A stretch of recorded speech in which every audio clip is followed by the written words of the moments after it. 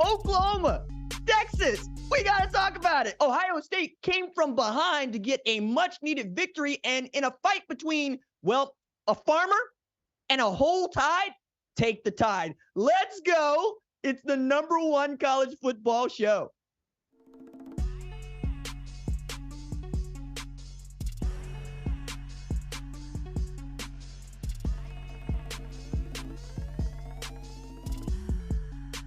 What's up, kinfolk? It's RJ Young. I am not on a step mill. Thank you for watching on the Fox Sports app, YouTube, or listening wherever you get your podcast. Today on the show, we got to talk about taking a bear against a cougar. We got to talk about taking a whole tide against some farmers from College Station. And we got to talk about Ohio State coming back from 17-10 to get a demonstrative victory at home. But first, you know what time it is. You know what time it is. You know what I'm saying? All right. So, first of all, it's called the Red River Shootout. That means the river runs red. You thought it was going to be different? I try to tell y'all. Look here. Oklahoma ain't played nobody.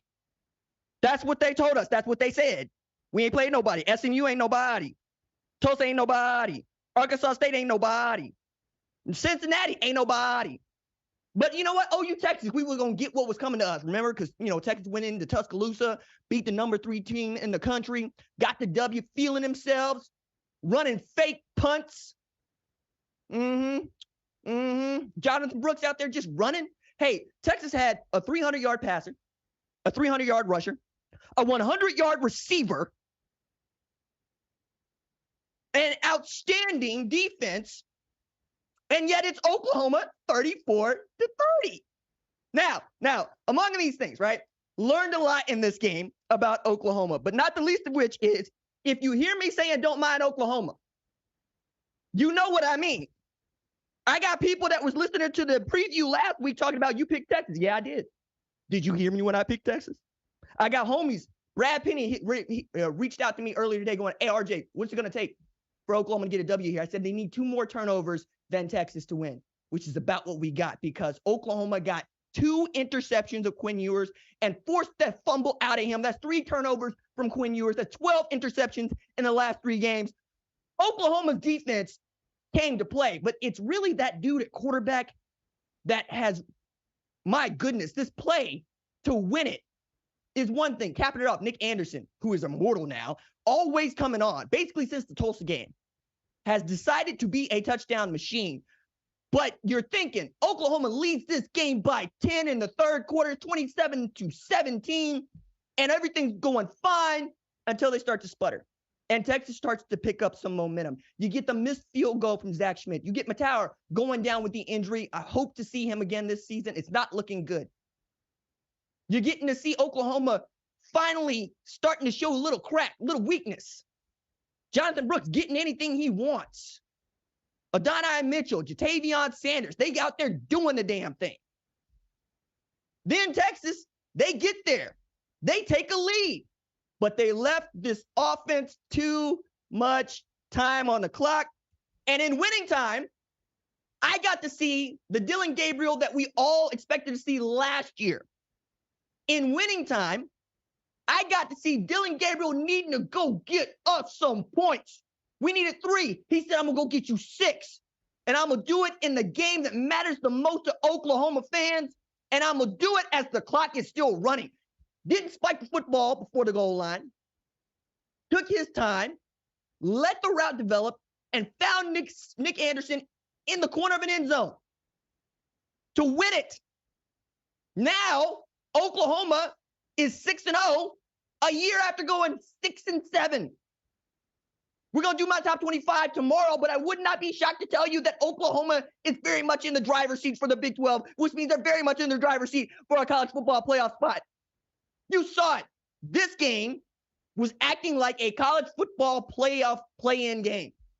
Those were the stakes. Biggest game for OU or Texas at OU, Texas since 2008. When those 2 teams were playing for a spot in the national championship. Now, this is not to say Texas ain't a good football team. It's a great football team. It's an outstanding football team with outstanding coaches who can hold this L. right? Because Oklahoma, after getting this one, you got to expect them to be marching toward that playoff spot. But when 2008, the thing to remember is Oklahoma lost that game to Texas. And then Texas had to watch Oklahoma play in the BCS title game. Now we got the playoff now. We got human beings making these decisions as opposed to a computer and its arithmetic. But you get my point here. You got to keep it going. But if you hear Oklahoma fans talking to y'all Texas fans, like Jordan Poole was talking to Draymond Green, calling him an expensive backpack for 30, you know why we on your head. We know, you know why we on your head. Okay? Okay? And we on your head because you were giving it up, baby. Dylan Gabriel was 285 through the air, 2 TDs, 113 yards on the ground. My goodness, running through the Texas defense like jalapeno laced chili. Operating against the Texas defense like John Wick in the Continental. Jaleel Farouk out there making plays, baby. Drake Stoops making plays, baby. And let me back up here. And again, genuflect to the defense, because if you're an Oklahoma fan, this is the kind of defensive performance that you wanted. Yes, they gave up 30, but they gave up 30 to one of the best teams in the country after giving up 30 on average last year. Outstanding play from Danny Stutzman. Outstanding play from Rondell Bothroyd. And you know what? With their back against the wall and Oklahoma backed up as Texas got 4 down, punch it in. You know what we saw? We got to see the defense that we have known to be synonymous with Brent Venables for damn near 25 years. Those boys did not let Texas pass. Gandalf at the goal line. Trying to tell y'all. Look here, Gentry Williams. He's a Tulsa boy, and them Tulsa boys absolutely smacked, right? Had that pick. But the other thing to remember here is Billy Bowman's played out of his mind. And the true freshman, Peyton Bowen, holy smokes, out there like the wrath of Brandon Everidge with the stick, baby. And remember, he's had 2 blocked punts this year. But you know what? Texas blocked a punt. We thought we was in it. And then they said no. I'm getting text messages going, hey, Oklahoma looks pretty good. I'm saying, don't talk to me. And you know what? I'm speaking for Texas fans who also said, I said don't talk to me. Because this game gets under your skin if you are neutral. Imagine what it's like to be the fan of either one of those teams. Because you really want to win, but it's more about the relief of winning. Because you understand the losing's really just going to suck so much more. So much of the season is defined by this game, not just by who wins it, but what happens going on. Like Oklahoma's going into a bye week this week. You know how hard it would be to go into a bye week after taking a loss in this game, in this atmosphere, with these stakes? I don't know how Texas is going to come back. But you know what? I expect them to. For those that are predicting a rematch on December 2nd, it's really difficult not to. Now, Kansas took an L to Texas, and Oklahoma still got to get past Kansas. But my goodness, it feels like these two teams are the class of the Big 12 right now. And because the SEC is not as dominant as it's been in years past, because the Pac-12 is climbing, and because the Big 10, particularly the Big 10 East, is still the Big 10 East, you feel like there's a way for them in there, regardless of what Florida State might do in the ACC. But again, I guess got to point out, man, Oklahoma's defense being an immovable object. I just didn't see that. I don't think anybody saw that coming into this season. You know, I know the stats like you know the stats. And I had to hear people say offense is sus, RJ. The defense is okay, RJ. You played a soft schedule. You ain't played nobody. It's a cupcake schedule. You know who first taught me that it don't matter what your schedule matters, but like what's on your schedule? You know why I don't brook that one anymore? It's because I got burned by it last year. I said Michigan ain't played nobody, and they hadn't. You know what happened to Michigan? They ran through the Big Ten. They ran through the Big Ten like bad Taco Bell through your stomach. It doesn't matter. If you're good, you're good. But these games are the moments when you have to prove it. Like it's one thing for Michigan to run through their schedule. It's another thing for them to beat Ohio State. It's one thing for Oklahoma to run through its schedule. It's another to beat the best Texas football team that anybody has seen since 2009 when they played Alabama for the national championship. But I learned so much about these guys. Not just guys we knew something about, like Danny Stutzman, who was probably a front runner to win the Butkus Award, but guys that hadn't played Oklahoma football before, guys like Dason McCullough, Guys like Rondell Bothroyd, guys that you really got. Dillon Gabriel didn't get to play in this game last year. This was probably his last shot to be immortal in this game. And to see how infectious this game is for folks that are getting into it for the first time. Guys like Adonai Mitchell on the other side. Man, you gotta get up for it. And for those dudes to show the kind of heart that they did in this game and that atmosphere means the world to Oklahoma fans and to Texas fans who are acquitted very well. You have nothing to be ashamed of, Texas fans. That was a great football game. You just didn't come up with the win this time. Doesn't mean that I'm not going to be on your head, but respect to you. I'm also learning that Oklahoma has that thing or has that player that can really get it back to where it was in 2019. USC has a great player on a great team, Caleb Williams. We'll talk about Ohio State. They got a great player on a great team in Marvin Harrison Jr. But to see that Dillon Gabriel has become that guy for the Sooners means the world. And not just because he's healthy this year, because, Davis Beville ain't back there by himself. A dude named Jackson Arnold is going to let the SEC know what Oklahoma's about. But to understand that if he has the ball in winning time, we have a chance to win and we can expect to win. That's all you can ask for from an Oklahoma offense. Again, man, I keep looking at this game and I'm amazed by it. I hadn't been this fired up about OU Texas since 2021, frankly, right? When Caleb Williams and Lincoln Riley were on the sideline. And it felt like it's going to take a little bit longer for Oklahoma to get back to this stage, to get back to this moment, let alone to capitalize on it. And here we are, less than a year after 6-7, after losing to Florida State in the Cheez Bowl, could see Florida State in the college football playoff if things keep going as they are. I'm not going to say that Texas can't win a national championship. Not going to do that. I am going to say that the Cinderella story is over. Tragic. But that Cinderella story is in a casket. All right? I told you if you came back here on Saturday night, I'm going to get my money right, and you're going to hear from me. Okay? Today was the day to pull out the 14-karat gold chain, the Eagle Scout ring, and the Boulevard. Okay? It's so hard for me to sit back here in this studio listening to a Texas fan out there hollering my name when last year I spent more money on spilled liquor in bars from one side of this world to the other than you made. You talking to the Eagle Scout ring wearing, Boulevard wearing, gold chain wearing, kiss stealing, woo, wheeling dealing, limousine riding, jet flying, son of a gun. And I'm having a hard time holding these horns down. You know what time it is. Oklahoma, baby. I'm here with it. Texas, get back. Come back. We'll see you 20 miles to the west of Cotton Bowl. Okay?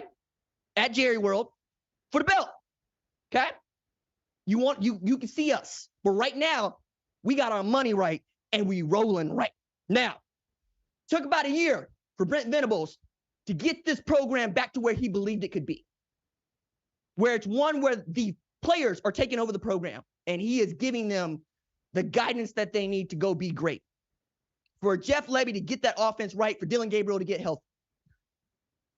But it only took one half of football for Ohio State to remember, oh yeah, we are the Buckeyes, because in the first half of their game, didn't look like it was going well.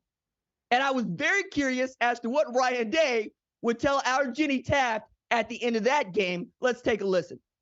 It's really not a secret that you were not happy when we walked out together at that half. What was addressed in the locker room and how you guys finished this game in the second? Yeah, just not very happy with how we played in the first half, especially on offense. And so we'll look at the reasons why. Certainly got ourselves off schedule, but the way we played in the second half is the way that Buckeye football is supposed to be played.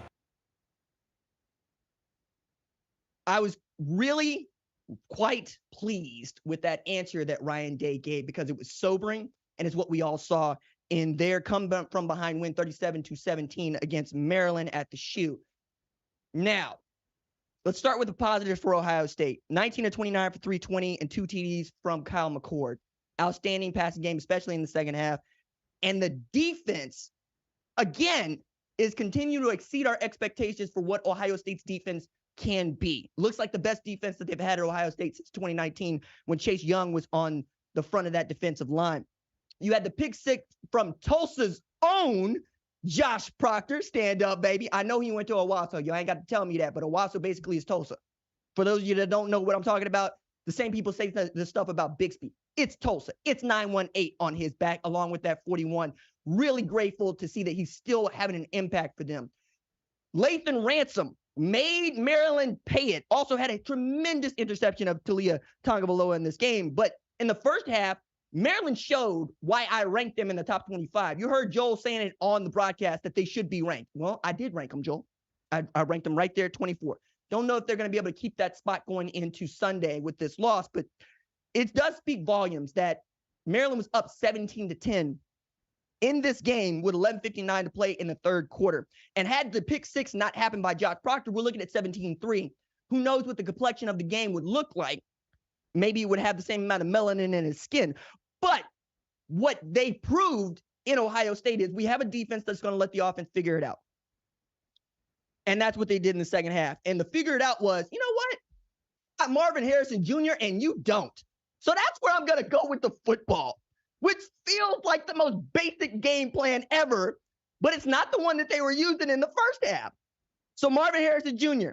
has 163 receiving yards and is responsible for more than half of Ohio State's passing yards and nearly half of their 382 total yards. Outstanding game for the Martian. I mean, we know what 1-8 is capable of, but to see him do it over and over and over again means that they're always going to be in this game. Now, they didn't have Trey Henderson. He was left out of this game because they wanted to give him another week to get healthy. You got Chip Trayanum back there. He rushed the ball 20 times, but he only got 61 yards. The offensive line at Ohio State just needs more work. Ryan Day is going to go through film. They're going to figure out what it was they were doing wrongly in the first half, but suffice it to say, it's a team that hasn't played its best football to date. Even against Notre Dame, I would say so. And it's still a very dangerous football team. Now, they got some tougher opponents ahead of them, particularly Penn State and Michigan. But I'm going to be very curious as to see how AP voters take a look at this ranking tomorrow with this 37-17 win, because, again, they cover the spread. The spread was 19.5, but it needed to score 27 points in the second half to do so. And only after you decided to stop Roman Himby and them from running on you. Because it wasn't Talia Tagovailoa that was really operating. Maryland was following the game plan I thought they needed to follow, which was run the ball well and play enough good defense. But Maryland's a good football team. It would not surprise me to find out they win 10 games this year and make it into a meaningful bowl game. If nothing else, they're right there on the cusp of being one of the great Big Ten teams, which is what they've been working toward. Huge day for Ohio State to come out with the win, but even bigger for the steps from the Maryland program that was in a position where people would not have been shocked if they won this game. It's getting closer for them, and it's very interesting. Now, before I get out of there, I'm going to talk about Ohio State and Oklahoma before we go to our next game, Alabama, Texas A&M, because I want to ask this question. How does it affect my top 25 for Ohio State and Oklahoma? I think at the very least, you're looking at inside the top 10 for certain, but no lower than 9, despite what anybody else might do the rest of the day. And we're going to talk about SC tomorrow. We're going to talk about Georgia and Kentucky tomorrow, Notre Dame and Louisville tomorrow. But I think that both of these games prove some things to me about what these teams are capable of. And both are capable of not just winning their conference championship, but winning a national championship, because the top isn't really that dominant this year. Georgia's not dominant. Michigan is Michigan, but it's the same Michigan that we watched lose to Texas Christian in the Fiesta Bowl last year. That's not dominant.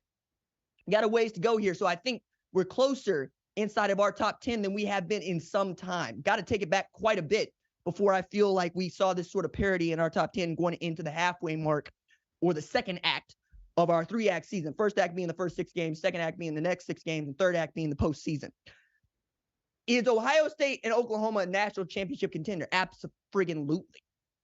I mean, you won't have to forgive me, but we at church here, and I'm trying to tell y'all to believe in both of those programs, and it would not shock anybody, probably please me more than most, to see Ohio State and Oklahoma in a national championship game. I'm not going to turn nothing down but my collar if that happens.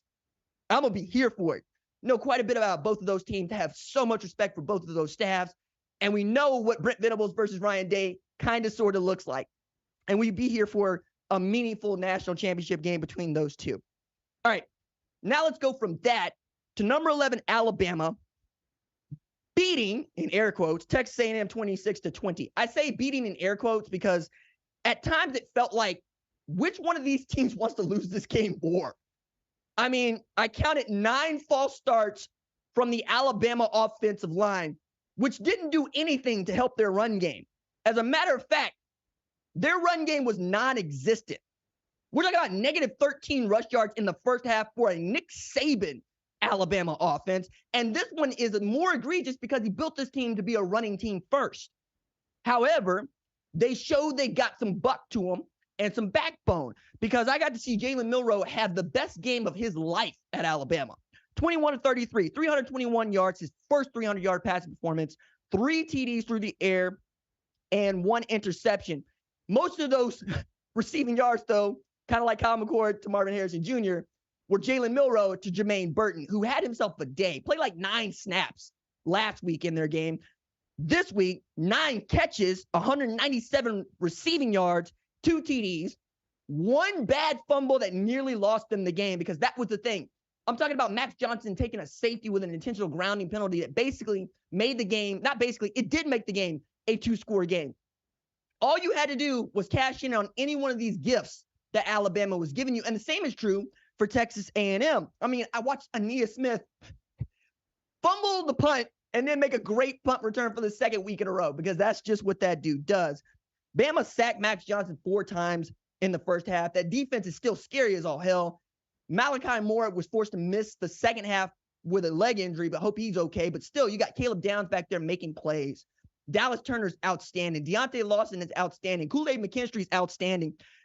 They are really good when they can give the offense a lead, or when the offense can just basically get out of their way. But that's what it's going to be for Alabama right now, because right now it feels like Alabama versus LSU for the SEC West Championship.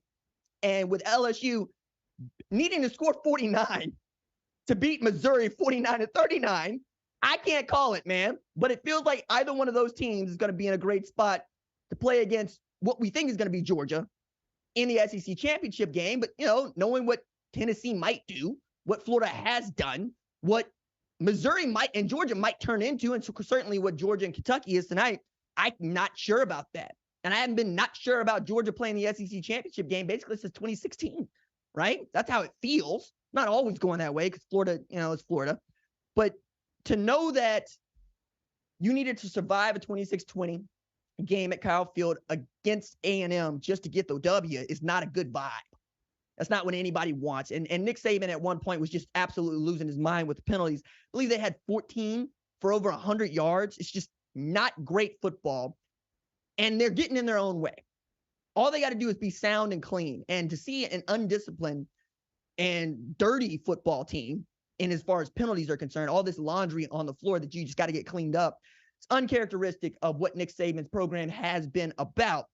That said, they're still looking at just 1 loss this season, right? And it's to the Texas team that was previously ranked number 3 in the country. And since here on the number 1 college football show, we like transitive wins, I would be remiss if I did not remind you that Texas went into Tuscaloosa, beat the number 3 ranked Alabama Crimson Tide by 10 points, 34-24. And then a few weeks later, walked into Lower Oklahoma in Dallas at the Cotton Bowl and got handed a 34-30 L by my Oklahoma Sooners. Now, for those of y'all that already thought that Alabama's loss to Texas was big and that Texas had the best win of anybody in the country, what are you going to say now? I would like to hear it. What excuses are you going to make for the Sooners now? You know, because I said that Ohio State has the best win of anybody in the country, going up against Notre Dame in South Bend and getting the W. But people are like, no, RJ, it's Texas over Alabama. You just don't want to say it because you don't like Texas. I like Texas fine. Win or lose in Oklahoma. I like them just fine. Texas is back to lose in Oklahoma. But I would like to hear from you. Who has the best win in the country right now? Because if you were saying it was Texas over Alabama, you need to be saying it's Oklahoma over Texas, okay? That's what I'm going to leave it at. Of course, you can't agree with me and just say it's Ohio State over Notre Dame, but then that would mean you got to agree with me. And I know how much you don't like to agree with me. So let's go from number 11 Alabama beating up on Texas A&M 26-20, beating up, air quotes, to UCLA, beating number 13 Washington State 25-17. Now, producer Tyler was kind enough to point this out, that UCLA was favored in this game, but I did not expect to see the kind of play that we saw from Washington State, which was abysmal offensively. I mean, we're talking about Wazoo having a pick six against Dante Moore, holding Dante Moore to 50% passing, and still losing this game by 8 points because they turned the ball over 4 times. Cam Ward completed just 47% of his passes. It was their Icarus game, and it turns out UCLA is not as bad as some people thought because they took that loss in Rice-Eccles to Utah without Cam Rising, but it also could just turn out that the Pac-12 is just that deep. You know, knowing what Colorado is capable of and them probably be in the middle of the pack, you got to feel good if you're UCLA about getting this win against Washington State, because it was not thought to be a hard game going into the season. It became a hard game when you're facing them undefeated and they got a 13 next to their name. Oregon State's also still a good football team. Oregon might be the class of the Pac-12. Washington will have something to say about that. SC will have something to say about that. You get my point here, right? The Pac-12, more than likely, is going to get its champion into the college football playoff, and that'll be the first time that has happened since 2016. Also reminds me that that last team that made it to the college football playoff out of the Pac-12 was coached by Chris Peterson, who now works at Fox, but more importantly, got to 54 wins in about the same amount of time that Ohio State head coach Ryan Day got to 50 wins. Got to 50 wins in 54 games, right? Ohio State's coach Ryan Day got to 50 wins in 56 games. So either way, Pac-12 champion is probably going to see the Big Ten champ, who's going to be great. Might see the SEC champ, going to be great. Could see the Big 12 champ, going to be great. We'll see if Florida State can run the table. So we got particularly, I think there are about 12 teams right now that we could realistically look at as getting into the playoff, but you got to be ranked in the top 10 right now. If you're not ranked in the top 10 right now, the odds of you making it into the college football playoff are slim to none. We just don't see it that often. And the ones that we do see it are big brand teams. You know, you go back to Urban Meyer's Ohio State team, right? You got to have that built-in leverage. And knowing what it seems like the selection committee thinks of the Big 12 last year, with Texas Christian being able to lose that game to Kansas State, you could probably get Oklahoma into that game this year if they make it to the Big 12 championship and take a loss, but it'd be their first of the year because they got that built-in advantage. So a lot of football left to play. No national championships were won today, but bragging rights. Hey, Texas fans, answer your phone. Answer your phone. Don't ignore your Oklahoma fans. Show up to church. Show up to church. Take it. Because that 49-0, y'all was on our head for a year, right? 49-0, worst loss in Red Rivalry history. 119 years we've been playing this game. Okay, just saying. I want to see you at church, and I want to see you in your orange, and I want to see you shaking hands with people in red. You know what I'm saying? All right. We will be back live tomorrow right here for our top 25 reaction show, where I will also reveal to you my top 25 that you can read at foxsports.com overnight. Oh, my goodness. What a spectacular day. Our number one college football show leads of screening are Jack Coakley and Torrin Westfall. They make us better in the film room. Production assistant Kiara Santana puts a special in our special teams. Social producer Javion Duncan makes sure the recruits and the rivals see the cake we bake. We got Niles Owens sending in the signals as our technical director. Senior producer Catherine Cordaji sees the entire field from the booth. Lead producer Tyler Wojak calls the plays from the sidelines, and the play snaps on my clap. We'll see y'all tomorrow. Till then, stay low. Keep those feet driving. Doses.